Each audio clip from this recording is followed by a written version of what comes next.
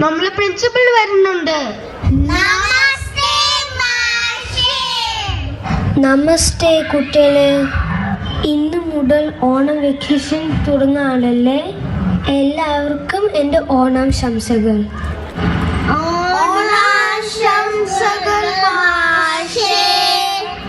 ഓണം നമ്മുടെ ദേശീയോത്സവല്ലേ മാഷെ? ഓണത്തെ കുറിച്ചൊന്ന് പറഞ്ഞുതരുമോ? പറയാമല്ലോ. പണ്ട് നാട് വാണിരുന്ന മഹാബലി എന്ന ചക്രവർത്തി തന്റെ പ്രജകളെ കാണാൻ വർഷത്തിലൊരിക്കൽ പാതാള ലോകത്ത് നിന്ന് തിരുവോണം ദിവസം എത്തുന്നു. എന്നതാണ് ഓണത്തെ കുറിച്ചുള്ള ഏറ്റവും പ്രബലമായ ഐതിഹ്യം. മഹാബലി ചക്രവർത്തിയോ? അദ്ദേഹം ആരായിരുന്നു മാഷെ? നമ്മുടെ നാട് ഭരിച്ചിരുന്ന നീതിമാനും ദാനശീലനുമായ ഒരു അസുര രാജാവായിരുന്നു മഹാബലി. അദ്ദേഹത്തിന്റെ ഭരണകാലത്ത് കള്ളവും ചതിയും ഒന്നും ഉണ്ടായിരുന്നില്ല. എങ്ങും സമൃദ്ധി മാത്രം. വിഷു ജയിക്കാനായി മഹാബലി വിഷുജിത്ത് യാഗം തുടങ്ങിയാൽ ഇതിലെല്ലാം അസൂയ പൂണ്ട ദേവന്മാർ ഭയത്തോടെ ഇത് അവസാനിപ്പിക്കാനായി മഹാവിഷ്ണുവിനോട് അപേക്ഷിച്ചു. ദേവന്മാർക്ക് അസൂയാണോ മാഷേ? എന്നിട്ട് മഹാവിഷ്ണു എന്താണ് ചെയ്തത്? മഹാവിഷ്ണു തന്റെ 5ാമത്തെ അവതാരം പൂണ്ടു.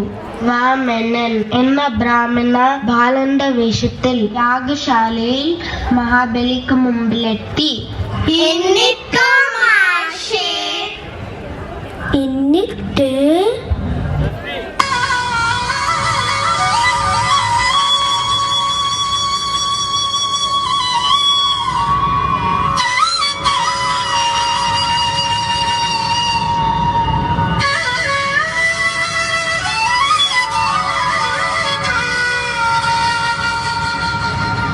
പ്രണാമം.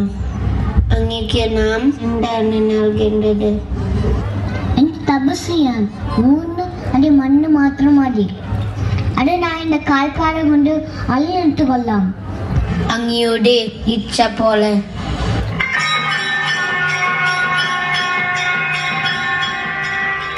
മുതൽ വിശ്വത്തോലെ വളർന്ന വാമനൻ ആദ്യത്തെ കാലടി കൊണ്ട് ഭൂമിയും 2ാമത്തെ കാലടി കൊണ്ട് ആകാശം അലർന്നു.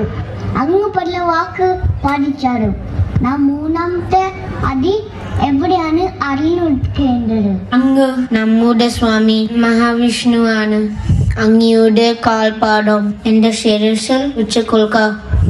നാം നിന്നെ സന്തുഷ്ടനായിരിക്കുന്നു. അങ്ങക്ക് എന്ത് വർമ്മ വേണ്ടത്? എന്റെ പ്രജകളെ ഇടയ്ക്ക് കാണുവാനുള്ള അനുവാദം അങ്ങ് നൽകണം.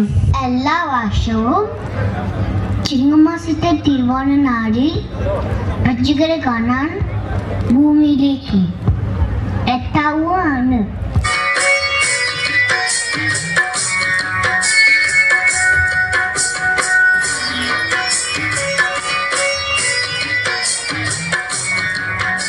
വാമനൻ മഹാബലിയെ അടലത്തിലേക്ക് ചവിട്ടി താഴ്ത്തി.